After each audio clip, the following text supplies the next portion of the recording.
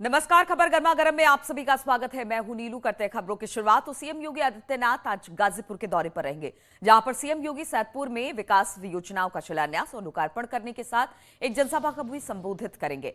मुख्यमंत्री योगी आदित्यनाथ के कार्यक्रम को लेकर प्रशासन ने सैदपुर के टाउन नेशनल इंटर कॉलेज में सारी तैयारियां पूरी कर ली हैं। तो सीएम का आज गाजीपुर का दौरा है। सीएम कई योजनाओं का शिलान्यास और लोकार्पण करने वाले हैं। तस्वीरें हम आपको दिखा रहे हैं। अभी 4 जिलों के दौरे पर हैं। 2 जिले उन्होंने कंप्लीट कर लिए हैं। 2 जिले का दौरा आज सीएम का और है। आज सीएम का गाजीपुर दौरा है। मुख्यमंत्री योगी आदित्यनाथ गाजीपुर के दौरे पर आ रहे हैं। गाजीपुर के दौरे के तहत मुख्यमंत्री योगी आदित्यनाथ सैदपुर के टाउन नेशनल इंटर कॉलेज में पहुंचेंगे, जहां पर वो एक जनसभा को संबोधित करेंगे। इस दौरान मुख्यमंत्री योगी आदित्यनाथ विभिन्न योजनाओं के लाभार्थियों को प्रमाण पत्र सौंपेंगे, साथ ही विभिन्न विकास योजनाओं का लोकार्पण और शिलान्यास भी करेंगे। मनीष मिश्रा, न्यूज 18 गाजीपुर। और सीएम योगी आज जौनपुर का भी दौरा करेंगे। सीएम करोड़ों की सौगात देने वाले हैं। कई योजनाओं का मुख्यमंत्री शिलान्यास करेंगे। जनसभा को भी यहां पर संबोधित करेंगे सीएम योगी। तो गाजीपुर के बाद जौनपुर जाएंगे सीएम। आज यहां का भी दौरा है। कई योजनाओं का यहां पर भी शिलान्यास का कार्यक्रम है। यहां पर एक जनसभा को भी सीएम संबोधित करने वाले हैं।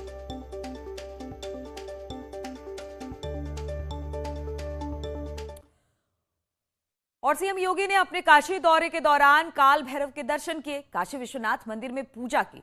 दिखाते हैं रिपोर्ट। सीएम योगी आदित्यनाथ ने वाराणसी में काल भैरव के दर्शन किए। इसके बाद वो काशी विश्वनाथ के दरबार में भी गए।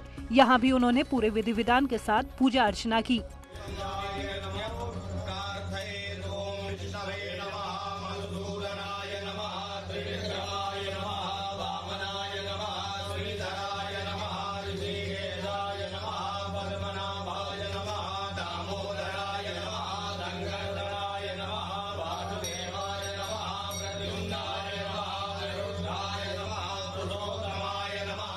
पूजा करने के बाद योगी आदित्यनाथ ने काशी विश्वनाथ कॉरिडोर का जायजा भी लिया और अधिकारियों को काम में तेजी लाने के निर्देश दिए। और वाराणसी के दौरान सीएम योगी आदित्यनाथ ने हस्तकला प्रदर्शनी का जायजा भी लिया, जहां पर सीएम योगी आदित्यनाथ ने एक बच्चे को गोद में उठाकर उसको खीर भी खिलाई। तस्वीरें हम आपको दिखा रहे हैं जब सीएम इस बच्चे से मिले और फिर एक बच्चे को गोदी में उठाया और उसे खीर भी खिलाई।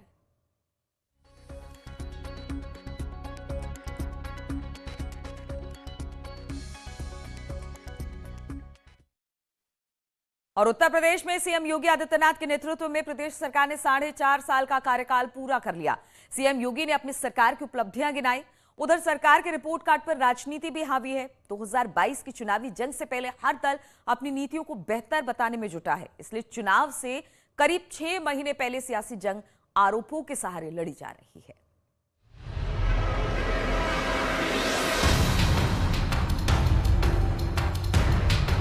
मोदी ने सराहा जिस यूपी को देश के विकास में एक रुकावट के रूप में देखा जाता था, वही यूपी आज देश के बड़े अभियानों का नेतृत्व कर रहा है।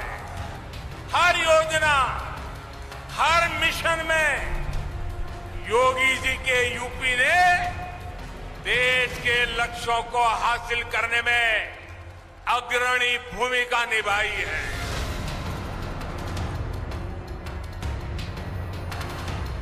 नड्डा ने तारीफ की। नरेंद्र मोदी जी और माननीय मुख्यमंत्री योगी आदित्यनाथ जी के जोड़ी ने प्रदेश की जनता के सहयोग से उत्तर प्रदेश का कायाकल्प किया है और एक नया कीर्तिमान स्थापित किया है और प्रदेश की राजनीतिक कार्य संस्कृति को बदल कर रख दिया। राज्य में विकास ने पुराने सारे पैमाने तोड़ दिए। योगी सरकार के 4.5 साल के कार्यकाल को केंद्रीय नेतृत्व हर लिहाज से सराहनीय मानता है। प्रधानमंत्री हों या पार्टी के राष्ट्रीय अध्यक्ष, हर कोई योगी के कामकाज को यूपी की तस्वीर बदलने वाला मानता है। इसलिए अब 2022 के चुनाव में भी बीजेपी जीतने का दम भर रही है। प्रदेश सरकार की जो उपलब्धियां हैं वह जनता के आशीर्वाद से जो अपेक्षा की गई थी उसके अनुसार डबल इंजन की सरकार है। केंद्र सरकार और प्रदेश सरकार ने मिलकर के उत्तर प्रदेश में विकास का एक कीर्तिमान स्थापित किया है और उस कीर्तिमान के बूते और उसी मुद्दे को लेकर के हम लोग जनता के बीच में जाएंगे। सरकार अपनी कामयाबी गिनाकर जनता का दिल जीतने की कवायद में है। इसके लिए केंद्रीय मंत्री, सांसद और राज्य सरकार के मंत्री अलग अलग जिलों में गए और 4.5 साल का रिपोर्ट कार्ड पेश किया। इन 4.5 साल में अगर मुजफ्फरनगर के संबंध में बात करेंगे तो जो मुजफ्फरनगर की सबसे बड़ी सरकार की उपलब्धि में मानूंगा यहाँ की कानून व्यवस्था। जो पूरे उत्तर प्रदेश मुजफ्फरनगर सहित जो हालात थे, चोरी, डकैती, राजनी, बदमाशी, माफियागर्दी, वो आज कंट्रोल में है। राजनीति अब चुनावी मोड में है, इसलिए सरकार ने जश्न मनाया तो विरोधियों ने शब्दों के जाल के सहारे जख्म देने की कोशिश की। अखिलेश यादव ने ट्वीट के जरिए तंज कसा। उत्तर प्रदेश की बीजेपी सरकार ने प्रकाशित किया 16 पेज का 16 आने झूठ। लगता है बीजेपी ने अपने अंतर्राष्ट्रीय झूठ प्रशिक्षण केंद्र की पाठ्य पुस्तिका प्रकाशित की है, लेकिन झूठ के दूत इसे ऑनलाइन कक्षाओं में ही चला पाएंगे क्योंकि जनता के बीच वो जा नहीं पा रहे हैं। अखिलेश की तरह ही प्रियंका गांधी ने भी सरकार पर तीखे तीर चलाए हैं। प्रियंका गांधी ने ट्वीट किया, यूपी सरकार को चाहिए था कि 4.5 सालों पर जनता के सवालों का जवाब दे, लेकिन नहीं, फिर झूठ, झूठ और सिर्फ झूठ। लाखों खाली पदों पर नौकरियां देने और लटकी भर्तियां कराने पर किसान को गन्ना, गेहूं, धान, आलू के दाम देने में, बिजली के दाम कम करने में, महंगाई रोकने में उत्तर प्रदेश सरकार फेल रही। सरकार की नीतियों और रीतियों पर विपक्ष ने चौतरफा प्रहार किए तो सीएम योगी ने भी जवाबी हमला बोलने में कोई कसर नहीं छोड़ी। पहले कहते थे राम और कृष्ण तो है ही नहीं, आज कहते हैं राम और कृष्ण तो सबके हैं। चेंज है, यही तो बदलाव है। और भाइयों बहनों, ये हमारी वैचारिक विजय यही है। इस वैचारिक विजय के साथ हम सबको आगे बढ़ना है। सरकार के 4.5 साल के कार्यकाल पर तीखी तकरार है, आरोप प्रत्यारोप का दौर हावी है, मगर सवाल इसी बात का है कि इस बयानबाजी के जरिए ही चुनाव में जीत मिल पाएगी या फिर काम का इनाम मिलेगा। Bureau report, news 18। और वाराणसी पहुंचे सुबह सपा के अध्यक्ष ओम प्रकाश राजभर का बड़ा बयान सामने आया है। ओपी राजभर ने कहा कि बीजेपी के 150 विधायक और नेता उनके संपर्क में हैं और चुनाव से पहले बीजेपी छोड़ सुबह सपा ज्वाइन करेंगे। भारतीय समाज पार्टी के अध्यक्ष ओम प्रकाश राजभर ने एक बार फिर अपने बयान से सियासी हलचल बढ़ाने की कोशिश की।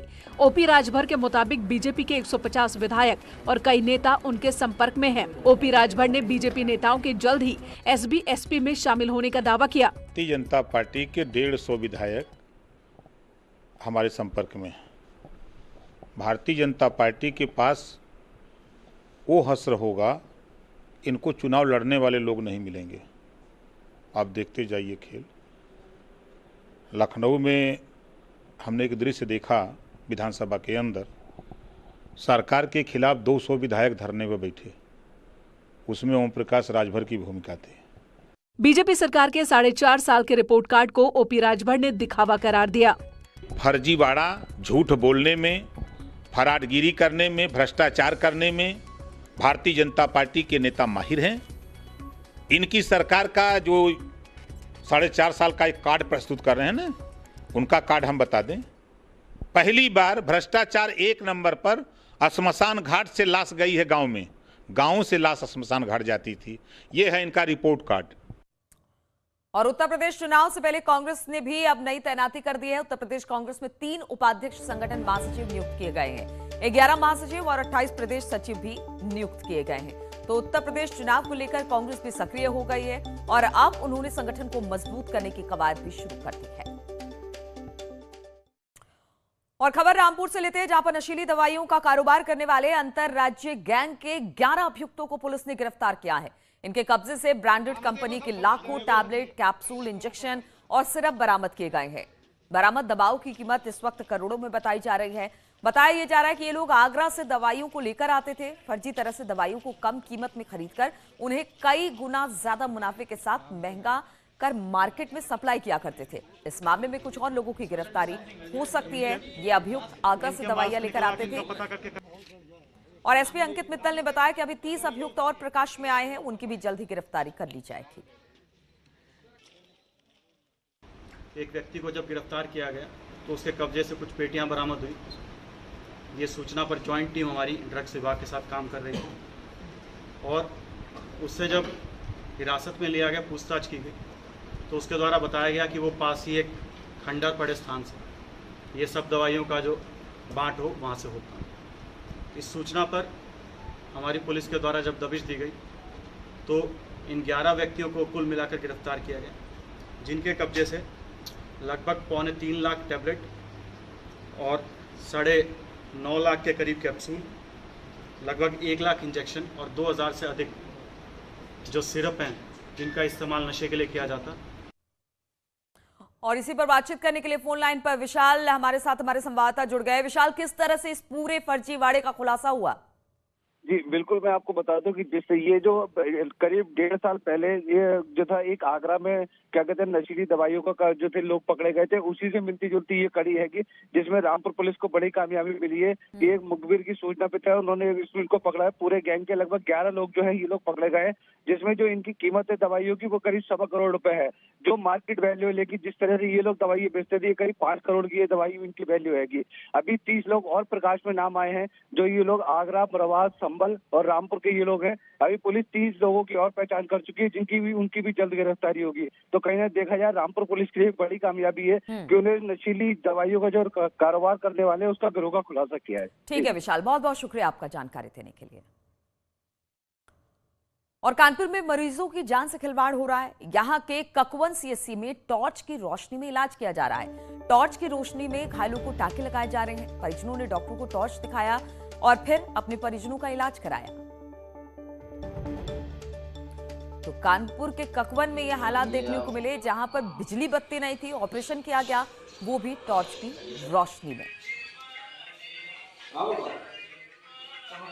इंजेक्शन लगा दिया डॉक्टर। और फर्रुखाबाद में मारपीट का 2 वीडियो वायरल हो रहा है। एक वीडियो में बीच चौराहे पर 2 युवकों में जमकर मारपीट हो रही है।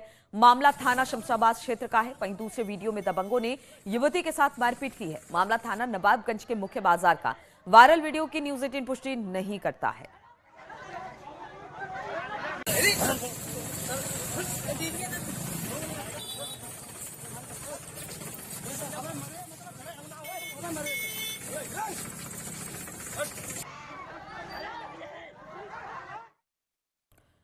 और बुलंदशहर में कोतवाली नगर परिसर के अंदर 2 पक्षों की महिलाओं में जमकर मारपीट हुई। कोतवाली में महिलाओं की मारपीट का ये वीडियो अब सोशल मीडिया पर तेजी से वायरल हो रहा है। बताया जा रहा है कि पुलिस की मौजूदगी में दोनों पक्षों की महिलाओं में कोतवाली नगर परिसर के अंदर जमकर मारपीट हुई। पुलिस दोनों पक्षों के खिलाफ अब कार्रवाई की बात कह रही है। कोतवाली नगर के गेट पे 2 सगे सफाई कर्मचारी भाइयों के परिवारों के बीच में आपसी झगड़ा, कहासुनी, हाथापाई की घटना हुई थी और दोनों के परिवारीजन आपसी समझौता करके वापस चले गए हैं। किसी को कोई चोट नहीं थी, केवल कहासुनी, झगड़ा, हाथापाई तक की स्थिति थी। दोनों सगे भाई हैं, दोनों सफाई कर्मी। और रुकेंगे यहाँ पर छोटे से ब्रेक के लिए, फौरन हाजिर होते हैं।